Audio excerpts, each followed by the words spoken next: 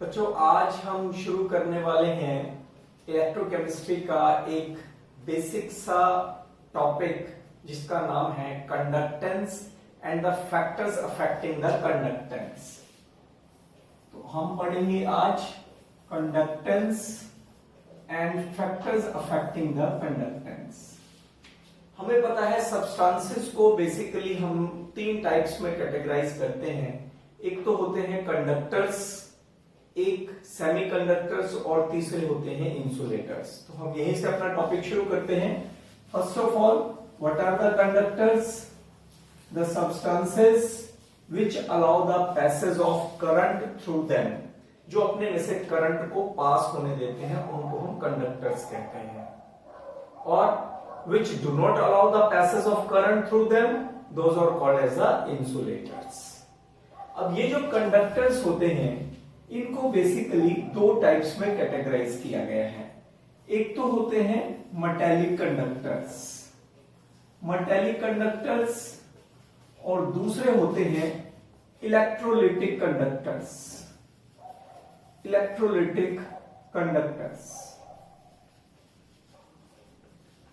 Metallic conductors की पहले बात करें। Metallic conductors are those which conduct electricity without any decomposition।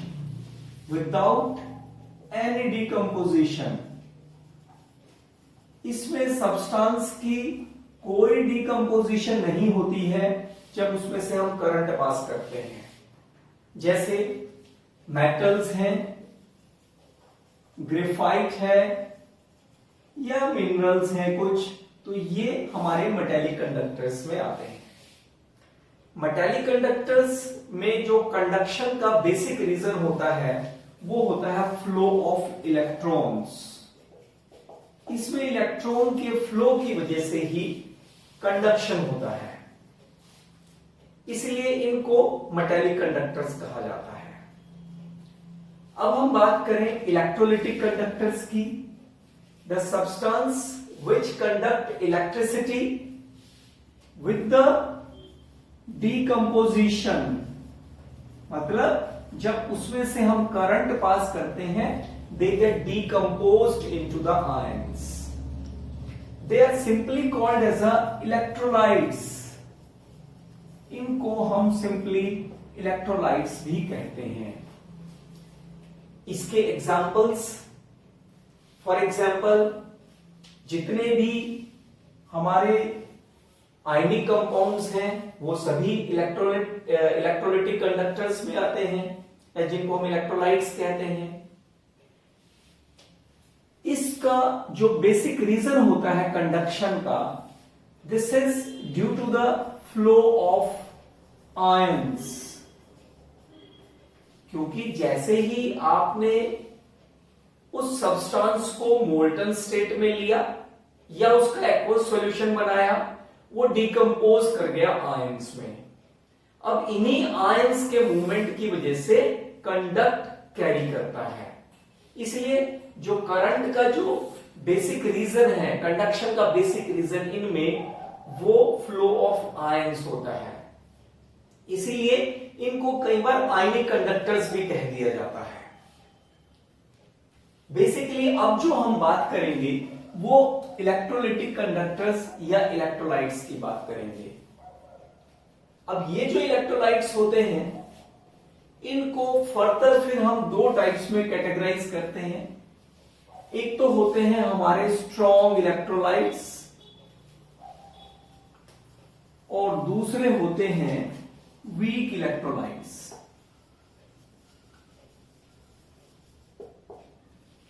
Strong electrolytes are those which decompose completely, जो electric current pass करने पर completely decompose कर जाते हैं, उनको हम स्ट्रॉन्ग इलेक्ट्रोलाइट्स कहते हैं। अब क्योंकि कंप्लीट डिसोसिएशन होती है तो नंबर ऑफ आयंस भी ज्यादा होंगे, और जितने ज्यादा आयंस होंगे उतना कंडक्शन भी ज्यादा होगा। तो इसलिए इसके स्ट्रॉन्ग इलेक्ट्रोलाइट्स में जो कंडक्शन होता है वो बहुत ज्यादा होता है। एग्जांपल्स इसके हम ले लें, जैसे स्ट्रॉन्ग एसिड्स हैं, फॉर एग्जाम्पल HCl है, सल्फ्यूरिक एसिड है, फॉस्फोरिक एसिड है, ये सभी स्ट्रॉन्ग एसिड्स, स्ट्रॉन्ग इलेक्ट्रोलाइट्स की कैटेगरी में आते हैं। या स्ट्रॉन्ग बेसिस हैं, strong bases like sodium hydroxide है, पोटेशियम हाइड्रोक्साइड है, या सॉल्ट्स हैं जैसे सोडियम क्लोराइड एटसेट्रा। तो ये सभी किसमें आते हैं? स्ट्रॉन्ग इलेक्ट्रोलाइट्स की कैटेगरी में आते हैं। वीक इलेक्ट्रोलाइट्स कौन से होते हैं? Weak electrolytes are those which decompose partially, मतलब जिनमें डीकंपोजिशन कंप्लीट नहीं होती है, कम डीकंपोजिशन होती है। जब कम डीकंपोजिशन होगी तो नंबर ऑफ आयंस भी कम मिलेंगे, नंबर ऑफ आयंस कम मिलेंगे तो इसलिए कंडक्शन भी कम होगा। तो इसलिए इनको हम वीक इलेक्ट्रोलाइट्स कहते हैं। एग्जांपल्स में हमारे वीक एसिड्स आ जाएंगे, जैसे एसिटिक एसिड है, कार्बोनिक एसिड है, ये सभी वीक एसिड्स की कैटेगरी में आते हैं। इसी तरह से वीक बेसिस हैं, जैसे अमोनियम हाइड्रोक्साइड है या एल्युमिनियम हाइड्रोक्साइड है, तो ये वीक बेसिस, ये भी वीक इलेक्ट्रोलाइट्स होते हैं। तो इस तरीके से हम इनको कैटेगराइज कर पाते हैं कि स्ट्रॉन्ग इलेक्ट्रोलाइट्स और वीक इलेक्ट्रोलाइट्स। बेसिक यहां पर ध्यान देने वाली बात यह है कि जितने इलेक्ट्रोलाइट्स के डिसोसिएशन के बाद जितने ज्यादा हमें आयंस मिलेंगे उतना ज्यादा कंडक्शन होगा। खाली नंबर ऑफ आयंस पर ही डिपेंड नहीं करता कंडक्शन, रादर आयंस के मूवमेंट पर भी डिपेंड करता है। जितने ज्यादा आयंस होंगे उतना ज्यादा आयंस का मूवमेंट होगा, उतना ज्यादा कंडक्शन होगा। तो आइए अब ये देखते हैं कि कंडक्शन किन किन फैक्टर्स पर डिपेंड करता है। तो पढ़ते हैं नेक्स्ट टॉपिक हमारा, फैक्टर्स अफेक्टिंग द कंडक्शन। अब बात करते हैं कि ऐसे कौन से फैक्टर हैं जो इस इलेक्ट्रोलाइटिक कंडक्शन को अफेक्ट करते हैं। पहला जो फैक्टर है वो है nature of electrolyte. Nature of electrolyte means कि जो इलेक्ट्रोलाइट है वो स्ट्रॉन्ग है या वीक इलेक्ट्रोलाइट है। अभी हमने बात की थी कि जो स्ट्रॉन्ग इलेक्ट्रोलाइट्स होते हैं वो कंप्लीटली डिसोशिएट करते हैं। कंप्लीट डिसोशिएशन होगी तो नंबर ऑफ आयंस ज्यादा होंगे, और नंबर ऑफ आयंस ज्यादा होंगे तो कंडक्शन ज्यादा होगा। लेकिन वीक इलेक्ट्रोलाइट के केस में पार्शियल डिसोसिएशन होती है, नंबर ऑफ आयंस कम मिलेंगे। नंबर ऑफ आयंस कम मिलेंगे तो ऑब्वियसली मूवमेंट कम होगा, मूवमेंट कम होगा तो कंडक्शन भी वीक होगा। अब यदि हम बात करें size of ions and their solvation की, सॉल्वेशन का मतलब होता है कि जब हम इलेक्ट्रोलाइट का एक्वस सॉल्यूशन बनाते हैं तो एक्वस सॉल्यूशन बनाने पर जो आयंस हैं वो डिसोशिएट हो जाते हैं, अलग अलग हो जाते हैं, और वो ions particular number of solvent molecule के साथ अटैच हो जाते हैं, मींस दे गेट सॉल्वेटेड। अब हम बात करते हैं साइज ऑफ द आयंस की। यदि इलेक्ट्रोलाइट के डिसोसिएशन के बाद यदि साइज ऑफ आयंस हमें लार्ज मिला है, लार्ज साइज का आयन है, जितना ज्यादा लार्ज साइज आयन होगा उतनी सॉल्वेशन ज्यादा होगी, उतने नंबर ऑफ सॉल्वेंट मॉलिक्यूल यानी वाटर मॉलिक्यूल उसके साथ ज्यादा लगेंगे, और जितने ज्यादा मॉलिक्यूल्स लगेंगे उतना ही आयन का मूवमेंट कम हो जाएगा, उसका मोशन कम हो जाएगा, और जितना मूवमेंट कम होगा कंडक्शन उतना ही वीक हो जाएगा। Conduction becomes weak, less conduction is there. तो इसलिए साइज ऑफ द आयंस पर भी डिपेंड करता है और उसके सॉल्वेशन पर भी। अब हम तीसरे फैक्टर की यदि बात करें, nature of solvent and it's viscosity. Nature of solvent पर भी डिपेंड करता है। अब हमें पता है कि जो इलेक्ट्रोलाइट हम ले रहे हैं वो आयनिक नेचर का है। आयनिक नेचर का है means it consist of positive and negative charge ion. तो इसका मतलब क्या हुआ, ये पोलर सॉल्वेंट में ज्यादा सोल्यूबल होगा। पोलर सॉल्वेंट में ज्यादा सोल्यूबल होगा। यानी यदि हमारे पास सॉल्वेंट पोलर नेचर का है, यदि सॉल्वेंट पोलर नेचर का है तो डिसोसिएशन ज्यादा होगी, ज्यादा नंबर ऑफ आयंस मिलेंगे। इसका मतलब higher the polarity of the solvent, higher is the dissociation and greater number of the ions are form. जितने ज्यादा आयंस मिलेंगे उतना कंडक्शन भी ज्यादा होगा। यदि हम विस्कोसिटी पर बात करें, विस्कोसिटी सॉल्वेंट की, विस्कोसिटी हमने पढ़ा है +1 में, viscosity that is some sort of viscousness, यानी उस सॉल्वेंट का, सपोज आप मान लीजिए गाढ़ापन यदि हम कहें, तो यदि विस्कोसिटी सॉल्वेंट की ज्यादा होगी, जैसे हनी है विस्कोसिटी बहुत ज्यादा होती है, वाटर है विस्कोसिटी बहुत कम होती है, तो यदि आप कम विस्कोसिटी वाला सॉल्वेंट लेते हैं, लेस विस्कोसिटी वाला सॉल्वेंट यदि लेते हैं, तो मूवमेंट फास्टर होगी आयंस की, और जितनी ज्यादा मूवमेंट फास्ट होगा उतना ही कंडक्शन भी ज्यादा होगा। तो इसलिए lesser is the viscosity of the solvent, higher is the conduction. ये नेक्स्ट फैक्टर था हमारा। नेक्स्ट फैक्टर है concentration of solution. Concentration of solution पर भी कंडक्शन, इलेक्ट्रोलाइटिक कंडक्शन डिपेंड करता है। कैसे? अभी तक हम पढ़ते आ रहे हैं कि जितने ज्यादा आयंस होंगे उतना ज्यादा कंडक्शन होगा, greater the number of ion higher is the conduction. यानी यदि कंसंट्रेशन ज्यादा होगी तो डिसोसिएशन में उतने ही ज्यादा आयंस मिलेंगे, उतना ही ज्यादा कंडक्शन होना चाहिए, बट ऐसा नहीं होता है। एक मेन फैक्टर जो वो डिपेंड करता है वो क्या है कि कंसंट्रेशन, जब आप स्ट्रॉन्ग इलेक्ट्रोलाइट सपोज आप ले रहे हैं, आप उसकी कंसंट्रेशन बढ़ाते जा रहे हैं, तो आयंस तो ज्यादा मिल रहे हैं आपको, बट जो इंटरेक्शन है, इंटरेक्शन बिटवीन द आयंस, वो बहुत ज्यादा हो जाती है। स्ट्रॉन्ग इंटरआयनिक अट्रैक्शंस आर देयर, और जितनी ज्यादा स्ट्रॉन्ग इंटरेक्शन होगी आयंस का मूवमेंट उतना ही स्लो होगा, क्योंकि मूव नहीं करने देगा वो आयंस को। अट्रैक्शन जो आपस में उनके बीच में एग्जिस्ट कर रही है वो आयंस को कम मूव करने देगी, जिसकी वजह से कंडक्शन वीक हो जाएगा। और लास्ट फैक्टर है टेम्परेचर। टेम्परेचर आपको पता है कि टेम्परेचर बढ़ाने से जो इलेक्ट्रोलाइट है उसका डिसोसिएशन इंक्रीज करता है। टेम्परेचर जब हम इंक्रीज करेंगे तो डिसोसिएशन भी इंक्रीज करेगा, और डिसोसिएशन यदि इंक्रीज करेगा तो नंबर ऑफ आयंस ज्यादा मिलेंगे, नंबर ऑफ आयंस ज्यादा मिलेंगे तो इलेक्ट्रोलाइटिक कंडक्शन भी ज्यादा होगा। आइए देखते हैं difference between the metallic and electrolytic conductors. अभी तक हमने देखा था कि इलेक्ट्रोलाइटिक कंडक्टर्स यानी इलेक्ट्रोलाइट्स क्या है, और ऐसे कौन से फैक्टर्स हैं जिन पर कंडक्शन डिपेंड करता है। अब इन दोनों में डिफरेंस देखते हैं।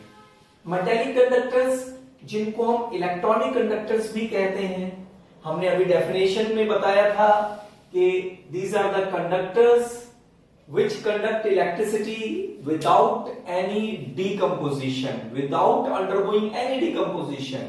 तो कोई डिकम्पोजिशन नहीं होता करंट पास करने पर, लेकिन जो इलेक्ट्रोलाइट्स होते हैं यानी जिनको हमने इलेक्ट्रोलाइटिक कंडक्टर्स कहा है, उनमें करंट जब हम पास करते हैं they get decomposed into the ions. अब मेटालिक कंडक्टर्स में जो कंडक्शन है that is due to the flow of ion, flow of electrons. Electrons के फ्लो की वजह से ही कंडक्शन होता है मेटालिक कंडक्टर्स में। लेकिन इलेक्ट्रोलाइटिक कंडक्टर्स में जो कंडक्शन का कारण है वो क्या है? Movement of ions, movement of ions. अच्छा, टेम्परेचर का क्या इफेक्ट पड़ता है, इसका तो हमने अभी पढ़ा है। तो यहां पर मेटालिक कंडक्टर्स में देखते हैं कि टेम्परेचर का क्या इफेक्ट होता है। हमने सॉलिड स्टेट में पढ़ा था बैंड थ्योरी के लास्ट में कि जब हम टेम्परेचर इंक्रीज करते हैं तो सेमीकंडक्टर्स की कंडक्टिविटी इंक्रीज कर जाती है। What about the conductors? Conductors की जो कंडक्टिविटी होती है टेम्परेचर इंक्रीज करने पर, ऑन इंक्रीजिंग टेम्परेचर जो कंडक्टर्स की कंडक्टिविटी है दैट इज डिक्रीजेस, यानी कंडक्शन डिक्रीज करता है। टेम्परेचर इंक्रीज करने पर मेटालिक कंडक्टर्स में जो कंडक्शन होता है वो डिक्रीज करता है। क्यों डिक्रीज करता है, वहां पर भी हमने रीजन एक्सप्लेन किया था कि जब हम टेम्परेचर इंक्रीज करते हैं तो जो पॉजिटिव चार्ज कर्नल्स होते हैं, यानी मेटल आयन, मेटल में से जब इलेक्ट्रॉन डिपार्ट होता है तो पीछे जो स्पीशीज बचता है that is called as the positive charge kernels. उन कर्नल्स की वाइब्रेशन होती है और वो जो वाइब्रेटिंग कर्नल्स होते हैं they hinder the flow of electrons. Electron के फ्लो में वो रुकावट पैदा करते हैं जिसकी वजह से कंडक्शन डिक्रीज करता है। परंतु यहां पर टेम्परेचर इंक्रीज करने पर, टेम्परेचर जब हम इंक्रीज करेंगे जो कंडक्शन है वो इंक्रीज करता है because dissociation increases. Dissociation increase करेगा तो नंबर ऑफ आयंस बढ़ेंगे। फिर यहां पर मेटल्स को फिर रेजिस्टेंस कौन ऑफर कर रहा है, किसकी वजह से रेजिस्टेंस क्रिएट हो रहा है इसमें? Due to the vibration of kernels. लेकिन यहां पर जो रेजिस्टेंस होता है that is because of the interionic attractions, यानी आयंस के बीच में जो अट्रैक्शंस बढ़ जाती हैं उसकी वजह से आयंस का मोशन रिटार्ड होता है जिसकी वजह से कंडक्शन डिक्रीज करता है।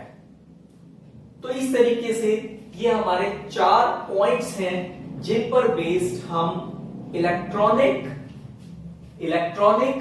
एंड इलेक्ट्रोलाइटिक कंडक्टर्स में डिफरेंशिएट कर सकते हैं।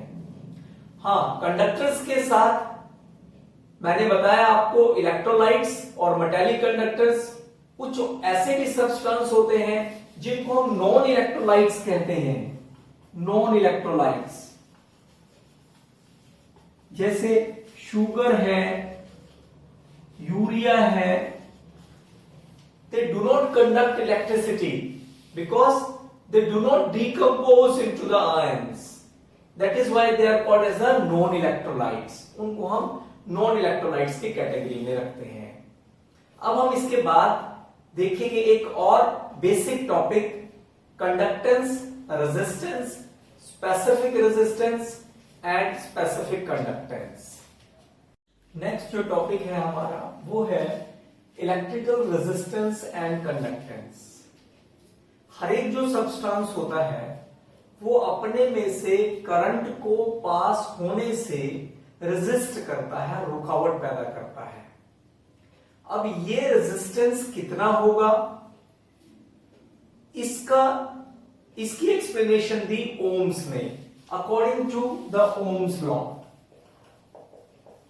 ओम्स लॉ के accordingly if to the ends of a conductor, if to the ends of a conductor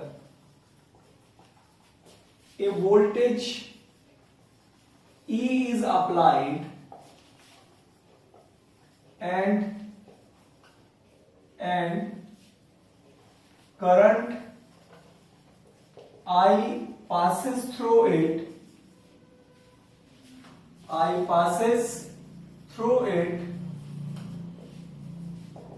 then resistance of the conductor is equal to E upon I। तब जो resistance होगा उस conductor का वो E अपॉन I के equal होगा। अब यदि हम इसके यूनिट्स निकालें रेजिस्टेंस के, तो ई यानी वोल्टेज वोल्ट्स में होती है और करंट एम्पियर में होता है। वोल्ट पर एम्पियर जो होता है वो होता है ओम्स। इसको ओम भी हम लिखते हैं और इसके साइन से भी हम रिप्रेजेंट करते हैं। अब फिर कंडक्टेंस क्या होगा?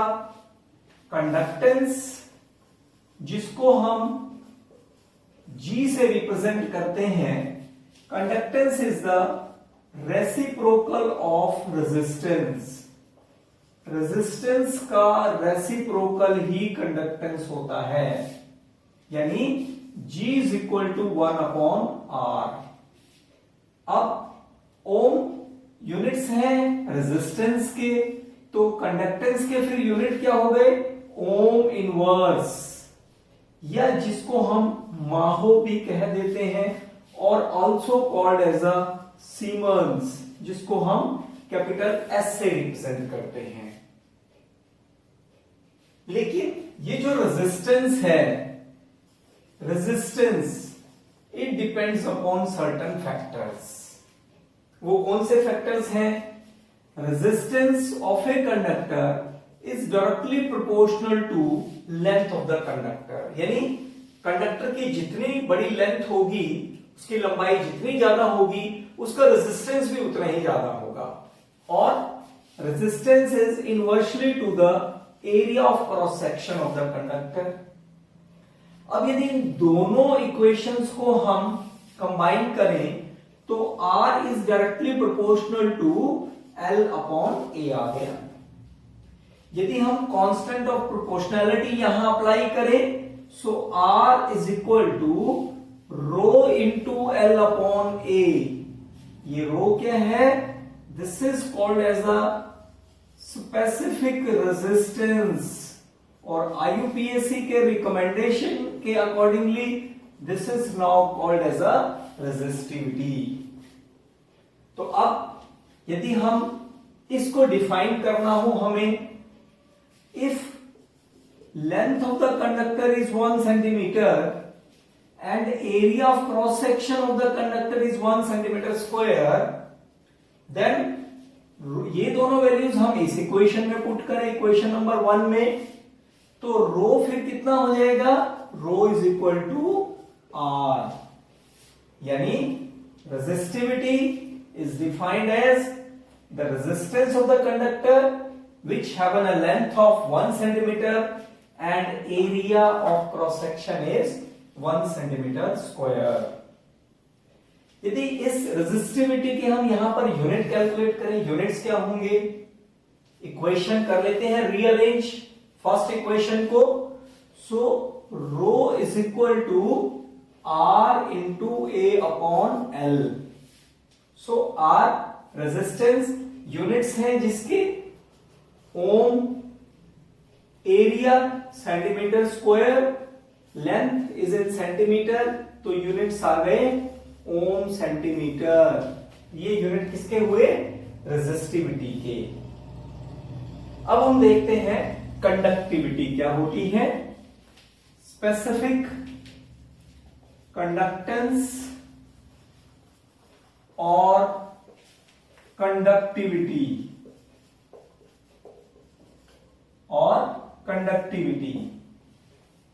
the reciprocal of resistivity is called as the conductivity, जिसको हम कापा से रिप्रेजेंट करते हैं। सो कापा यानी conductivity is equal to reciprocal of the resistivity. We also know that conductance is equal to reciprocal of the resistance. Now put these values in equation number 1. R की जगह पर फिर हम क्या रखेंगे? 1/G। रो की जगह पर हम क्या रखेंगे? 1/K into L/A। तो यहां पर कंडक्टिविटी फिर किसके इक्वल हो गई? Conductivity is equal to G into L/A, यानी conductivity is equal to conductance into L upon A is called as a cell constant। ये एक ऐसा फॉर्मूला है जिसको हम आने वाले न्यूमेरिकल्स में यूज करेंगे। यदि हमें यहां से कंडक्टिविटी के यूनिट्स कैलकुलेट करने हो तो यूनिट्स क्या हो जाएंगे, K equal to conductance unit होते हैं ओम इनवर्स, L यानी लेंथ यूनिट होते हैं centimetre, A area of cross section centimetre square, तो यूनिट आ गए ओम इनवर्स सेंटीमीटर इनवर्स। यदि हम इन चारों फैक्टर्स के यूनिट को कंपाइल करें, एक जगह पर लिखें, तो सबसे पहले था रेजिस्टेंस जिसके यूनिट थे ओम, रेजिस्टेंस से बना रेजिस्टिविटी, यूनिट हो गए ओम सेंटीमीटर, यानी रेजिस्टेंस के यूनिट्स में हमने सेंटीमीटर ऐड कर दिया।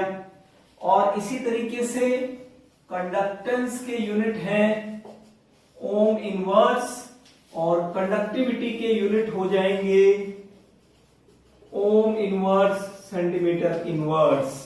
तो इस तरीके से इनमें एक थोड़ी सी सिमिलैरिटी है जिससे हम इनके यूनिट्स को इजीली लर्न रख सकते हैं।